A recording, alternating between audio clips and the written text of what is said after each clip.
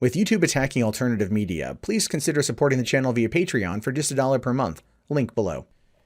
As YouTube continues to grow as an entertainment medium, as we continue to see stars rise up through the rank and file of entertainment only to become like the top of their game. I mean, according to Susan Wojcicki, you had over 40 people, 40 new YouTubers last year in 2017 crack the six-figure salary mark. And I'm not going to lie, had the apocalypse not happened, I probably would have ended up being one of those people. That is how good 2016 was. Why can't we go back to that? Oh, right, because people like this guy right here technically ruin it for us. Now, I don't know who Kian Lawley is, and I ultimately don't care. But if the KSI boxing match from this weekend is any indication of how popular some of these people can get, considering that he boxed another YouTuber in a live stream event that had over 1.5 million people watching it, and the subsequent viewings on their particular YouTube channels equaled over 20 million replays, that goes to show you that there is some serious weight behind YouTubers in certain areas. But that also means that we're always having to be on the defense because we are never ever looked at the same as people who have already been in the entertainment industry. Which brings me to this guy here, Kian Lawley. Fox has axed him from the hate you give over a racially offensive video. Now, if you don't know who this guy with what appears to be a bird neck tattoo is, Haters is a TV show he's on right now, where it's a scripted meta comedy starring JC Calen and Kian Lawley and Jasmine Garcia, who play heightened versions of themselves, super famous and successful YouTube stars who, despite the fact that they seem to be living the dream, are insecure about their fame fading. JC and Kian also play their two biggest haters, Zweeb and Frank, two mall-dwelling video game store employees who are obsessed with hating on and figuring out ways to take down these pretty golden boy social media heartthrobs who are just so hateable. This is the type of crap our children are watching. I really hate humanity sometimes. But the idea here is that this is the kind of crap this guy does, and he's popular for it.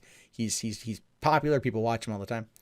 So it says here, due to the controversy of this video in which he used a racial slur, and surrounding his past comments and behaviors, Kian Lawley will no longer appear in The Hate You Give, a spokesperson for 20th Century Fox said in a statement. The studio plans to recast the role of Chris and reshoot the scenes as needed. Now, the reason why they're doing this, and this is actually really interesting, is because if you go over to IMDb and you bring up the Hate You Give, you can take a look here at the synopsis of this movie that they're working on, where it's a teenage girl witnesses a police shooting and is forced to testify at the trial. So if you look here at the predominant cast is African American. So this film is probably about an African American teenager who witnesses a police shooting and then is forced to testify at the trial, and probably all of the, well, pardon the wording here, but trials and tribulations that go along with it. This is one of those things that very much feels in line with them wanting to pull him from the movie simply because, well, this is what he says. This bleeped out video posted on YouTube. He's seen using the N-word at least once and likely twice, along with some other not safe for work language. Just here, check this out. That's why we're all black, drinking purple Kool-Aid, eating Kentucky Fried Mother chicken. I like that. Ricardo and Kian, what do you? Oh my god. Yeah, that's some dumb stuff right there, right? That's some serious. Come on, like why? Why would you do that? You know, the PewDiePie situation, the iDubbbz and Tana Mongrel situation. I don't know her last name, Mongoloid. I don't know. It doesn't matter. Social media celebrities, influencers going out there and dropping the N-bomb in like a stream or an Instagram video or a live stream or whatever is not the best when you're trying to work on something that is supposed to be progressive, like The Hate You Give. But it goes to show you that ultimately a lot of people that work in these fields are kind of like the world's largest hypocrites, to be honest. And so that's a lot of what it is. So it says here that the video was posted on January 26th, and the social media backlash was swift, with many posters demanding that he be fired from The Hate You Give.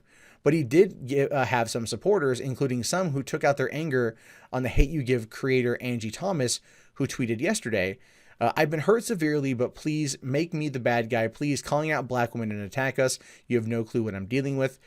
Feel free to love your fave, but I know there's a ton of pain associated with this, more than you know. If I subtweet, I subtweet. I do on what I do what I want on my Twitter because, yep, I'm a grown woman. And then she says, in the last 2 weeks, have been hell for me, but I'm the enemy, y'all. I've been trying, you just don't know. And then Kian himself says, if you don't learn from your mistakes, you can never grow as a person. I've learned a lot, and I'm grateful to have the power to change. I never want to be who I was yesterday. We're in a constant battle to become a better version of ourselves. Use your voice as a weapon. So essentially trying to say, like, look, I made a mistake. Okay, but clearly I'm not the same person I was yesterday. I mean, like, this controversy only just happened, so I've only had, like, limited days to reflect upon my actions. But clearly I'm not as bad as Logan Paul, because Logan Paul had a body in a forest, but then he's back on YouTube a month later. That's kind of what I feel like it's the subtext of the tweet says. Now, The Hate You Give stars Amanda Steinberg as Star Carter, who constantly switches between two worlds, the poor, mostly black neighborhood where she lives, and the rich, mostly white prep school where she attends. The uneasy balance between these worlds is shattered when Star witnesses a fatal shooting of her childhood best friend, Khalil, at the hands of a police officer. Regina Hall, Russell Hornsby, Issa Rae, Sabrina Carpenter, Algie Smith, Lamar Johnson, and Common co-star. And Lawley plays Star's boyfriend, Chris. He was a late addition to the film, which shot in the fall in Atlanta. And so ultimately, he's going to, end up being recast. And it doesn't seem like he has that big of a role in the film to begin with. This is more about her personal journey. But I don't know, man. I think I understand people wanting to kick him out because he dropped the N-bomb. I get that. I get people wanting to be like, you need to fire him because he said it. If anything, and this is just from like kind of an objective standpoint, you take this moment and you use it as a teachable moment, right? Go, we're not going to fire him. But everyone in the cast is going to make sure that this guy ends up, having to deal with some kind of like, racial and sensitivity training sort of thing, or racial sensitivity training. What they could have done is, if they wanted to give this film a much higher profile, they could have played it off as a teachable moment to teach him the wrongs of saying that word. Although to many people out there, it's just a word, and the word only has the power of which you give. That is essentially how I view the word, but I still don't use it just because I don't really have much of a reason for it. So, I sing it in the occasional song, but who doesn't, right?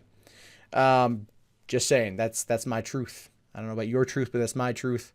I can't sing Kanye's Gold Digger in public. But the point is I think they could have probably treated this as a better moment than firing the guy.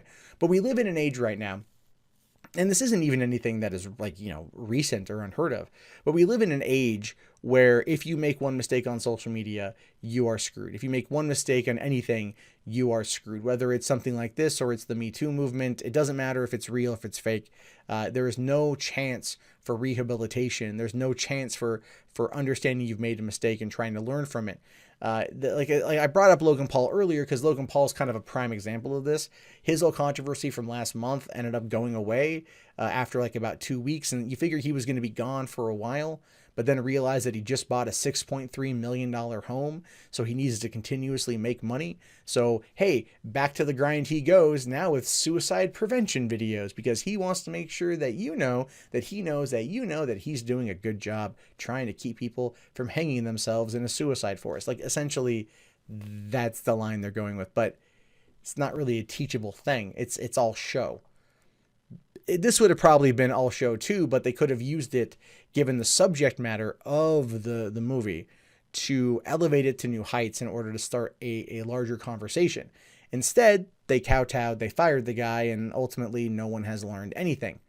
But then again, it's Hollywood, so they don't ever really walk the walk, they just talk the talk.